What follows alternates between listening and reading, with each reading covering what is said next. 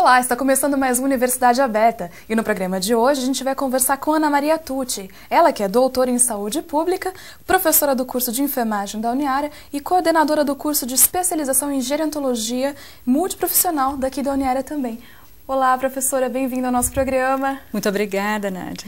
Eu queria, o tema do nosso programa de hoje é o envelhecimento, então eu queria começar o programa falando sobre uma pesquisa. Segundo a Organização Mundial da Saúde, até o ano de 2025, o Brasil será o 6º país do mundo em número de idosos. Por que isso está acontecendo? Bem, no Brasil isso está acontecendo devido às melhores condições de vida, principalmente de saúde da população. A questão principalmente da incrementação da atenção básica, né, dos programas de atenção à saúde, de um modo geral, a população como um todo, e o melhor controle da saúde da população leva essas pessoas, juntamente até com os avanços científicos, né, que nós estamos tendo a oportunidade de desfrutar, leva as pessoas a terem uma longevidade maior. Né? Acontece que nem todos chegam ao final da sua vida com saúde. Então, há um maior controle de doenças e para aqueles que já faziam um bom controle delas, há uma condição de ter uma acrescentar mais anos na sua vida, né? Existe uma diferença entre os idosos daqui do Brasil, do século passado? Qual que foi a diferença conforme os anos foram passando? O que mudou na vida do idoso? Olha, assim, principalmente da metade do século passado para cá, como eu havia comentado, por questões políticas da época, principalmente em relação à ditadura militar, a atenção básica foi praticamente deixada de lado. Isso fez com que a população existente, aquela que trabalhava nos campos, né, tivesse uma má qualidade de vida ou vamos dizer assim, dificilmente teria condições de acesso à saúde. Então a atenção básica sendo praticamente minimizada, né, para programas mais de distribuição de leite, controle de pré-natal, isso fez com que a população como um todo adoecesse mais. Então as pessoas que tinham uma boa qualidade de vida, mesmo no campo, começaram a adoecer e não tinham acesso a essa assistência, vamos dizer assim, médica, né? Não só assistência médica, como controle de saúde de uma forma geral, outros profissionais de saúde.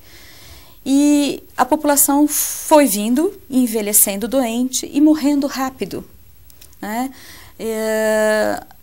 Acontece que depois da ditadura militar, com a Constituição Federal de 88, com as leis orgânicas da saúde, a Lei 8080/90, que institui o SUS, o Sistema Único de Saúde do país, foram pensados e foram elaborados programas que retomaram essa atenção básica.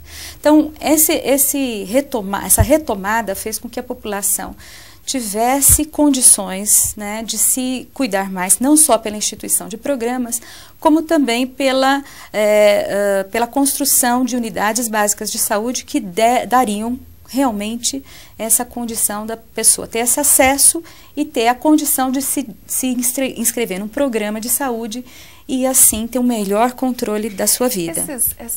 Esses programas se pautavam no quê? Os programas, então, antigamente ficou muito claramente na questão da distribuição, na época da ditadura, na distribuição de leite no controle do pré-natal. Agora, com o Sistema Único de Saúde, vieram programas como o Hiperdia, por exemplo, que cuidam de hipertensos e diabéticos, que é uma doença crônico-degenerativa que acomete as pessoas mais da meia-idade para o fim.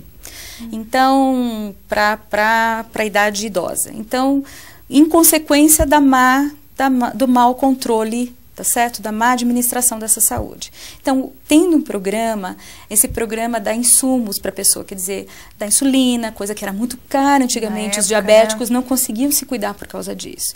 Então, agora, eles estão tendo acesso aos serviços, aos insumos, a realmente uma condição muito diferente do que se tinha no século passado, vamos dizer assim. A expectativa de vida dobrou? A gente pode dizer que ela dobrou? Não podemos dizer que tenha dobrado, mas nós podemos dizer que tenha evoluído muito, tá certo? Hoje a expectativa de vida do brasileiro, mantidas as diferenças, porque nós temos diferenças regionais, né? Aumentou bastante, né? Nós estamos entre 68 e 72 anos, mais ou menos, a expectativa de vida está nessa faixa. E antigamente era qual? Então, antigamente, olha, se a gente for pensar que em 1800 e pouco, que Dom Pedro morreu com 34 anos de idade. Então, e era considerado idoso para aquela época. Então, são 200 anos aí que a gente tem de diferença, e isto para o Brasil a gente pode considerar como uma evolução rápida, tá certo? Então, a longevidade aumentou bastante, tende a aumentar mais, cada vez mais, e nós temos uma diferença muito grande, porque exatamente pela distribuição de recursos e de serviços de saúde no país.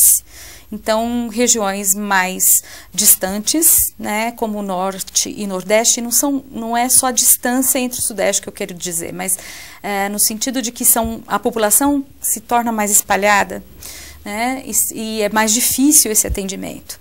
Então, a expectativa de vida tende a descer, a média de idade tende a cair.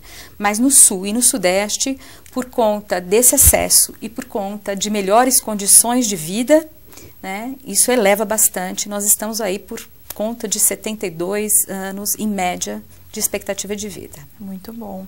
E é diferente a expectativa de vida daqui do Brasil para o resto do mundo? Ah, sem dúvida. Porque o resto do mundo, veja bem, o resto do mundo teve uma coisa muito diferente do Brasil, que foi a população, ela vem envelhecendo, né, e vem aumentando de modo bastante natural e contínuo.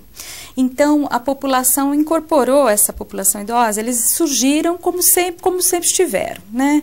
Então, por conta até mesmo da cultura e daquilo que aconteceu, a Revolução Industrial nasceu na Europa, né? E toda a tecnologia estava mais, as descobertas em termos de saúde, todas mais concentradas ali.